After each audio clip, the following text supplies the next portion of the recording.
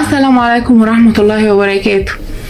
القارة القطبية الجنوبية جوها جاف جدا، لأن طبعا مفيش أي تبخر للمية بسبب البرودة، ومع برودتها العالية قوي دي في كمان رياح قوية جدا. الأودية هناك عمرها آلاف السنين، والصخور كمان لونها بني محمر، وهناك بقى لقوا شلالات بلون الدم.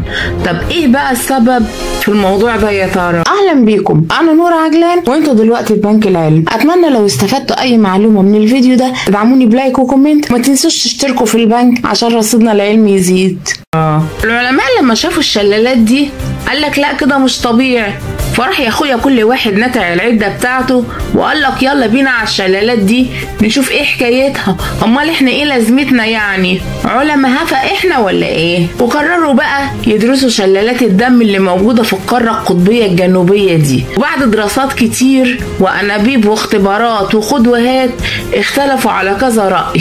في ناس منهم قالت لك البكتيريا اللي بتعيش تحت سطح الجليد هي السبب في اللون الاحمر للمي، هي البكتيريا طول عمرها كده نكسة وتعمل اي حاجة. جم علماء تانيين وقال لك لا، البكتيريا بريئة من الحوار ده وما تظلمش البكتيريا، ده محلول ملحي وبيتلون بالصدى بتاع الحديد، وهو اللي خلى الشلالات تتلون بلون الدم ده. وجم علماء تانيين خالص غير بتوع البكتيريا وبتوع الملح قال لك وقف يا جدع انت وهو، دي طحالب حمراء وهي السبب في اللون ده. مئات الامتار المكعبه بقى من الميه المالحه ماشيه تحت الخط بتاع الشلال الاحمر ده، وده بيصب في بحيره بني في اقصى الجنوب، يعني تحت اللي القاره القطبيه الجنوبيه فيها اصلا. طيب دلوقتي العلماء اختلفوا وما استقروش على راي، وبقوا عاملين زي النسوان وملهمش كلمه.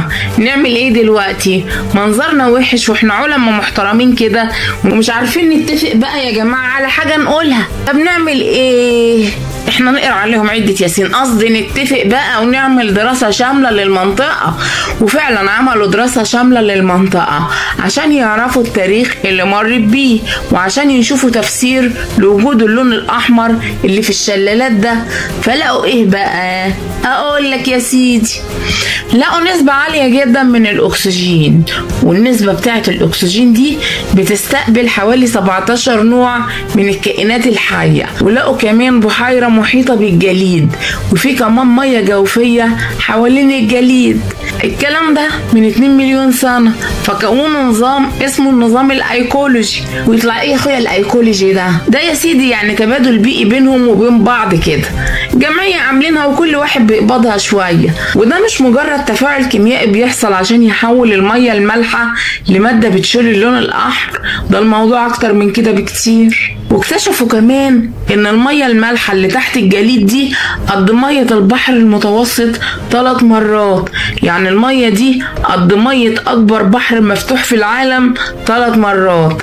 وده السبب إنها مش بتتجمد في درجات الحرارة اللي بتأثر على المية العذبة، لأنها كتير جدا. طب في الآخر وصلوا لحاجة؟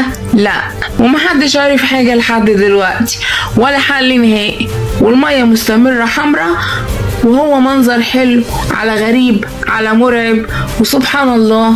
وبس كده، وسلام عليكم.